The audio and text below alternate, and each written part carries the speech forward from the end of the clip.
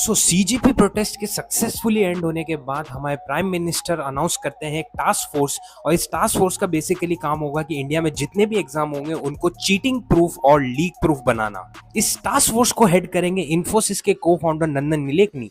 इसके अलावा इसमें और भी prominent figures like S Somnath, V Kamakoti और तपन डेका जैसे प्रोमिनेंट फिगर्स भी शामिल है। लेकिन दोस्तों, क्या आपको पता है कि इंडिया में इस तरीके की टास्क फोर्स या कमिटीज का फॉर्मेशन पहली बार नहीं हुआ है। जब नीट 2024 के पेपर लीक की कंट्रोवर्सी सामने आई थी तो उस टाइम पर भी के राधाकृष्णन कमेटी बनाई गई थी।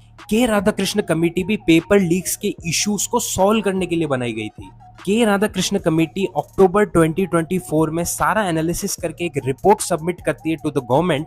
और उस रिपोर्ट को कंक्लूसिव वे में बताऊं तो उनका ये कहना था कि अगर नीट पेपर को सीबीटी मोड में कंडक्ट कराया जाए तो पेपर लीक्स के इशू बहुत हद तक सॉल्व हो सकते हैं। लेकिन 2024 से लगाकर 2026 आज तक भी नीट का पेपर पेन और पेपर मोड में ही होता है।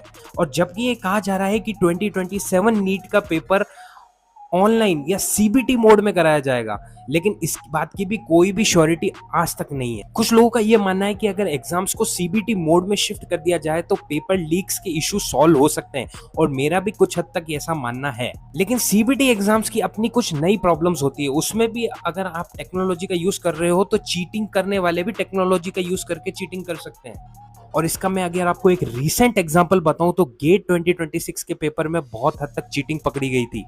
गेट 2026 का पेपर 7 आईआईटीज मिलकर कंडक्ट कराती है for engineering graduates to get admission in MTech in IIT. और बहुत सारे research institutes like ISRO, DRDO भी रिक्रूट करते हैं scientist on the basis of GATE score.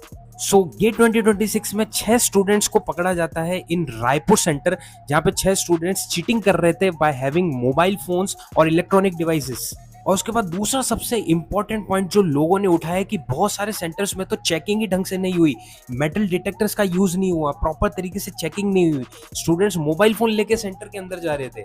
और ये तो मैंने सिर्फ गेट एग्जाम की बात करी, इसके अलावा एसएससी एग्जाम, रेलवे एग्जाम, ये सारे सीबीटी मोड में कंडक्ट होते हैं। स्टिल इनके अंदर मिसकंडक्ट और मिसमैनेजमेंट के ढेरों केसेस देखने को मिलते हैं। तो फिर मैंने सोचा फाइनल इसका सोल्यूशन क्या है, तो मैंने सोचा कि क्यों ना चैट जीपीटी से पूछा जाए कि इसका सोल्यूशन क्या हो सकता है। तो जब मैंने चैट जीपीटी से पूछा कि क्या हम एक ऐसा सिस्टम बना सकते हैं जिसके थ्रू हम कंटिन्यूअस मॉनिटरिंग करें स्टूडेंट की वाइल गिविंग द एग्जाम, तो चैट जीपीटी बहुत सारे टूल्स रिकमेंड करता है जिससे हम गेस्चर्स के थ्रू या फिर इलेक्ट्रॉनिक डिवाइस वो स्टूडेंट यूज ले रहा है या नहीं, इसको इजीली डिटेक्ट कर सकते हैं।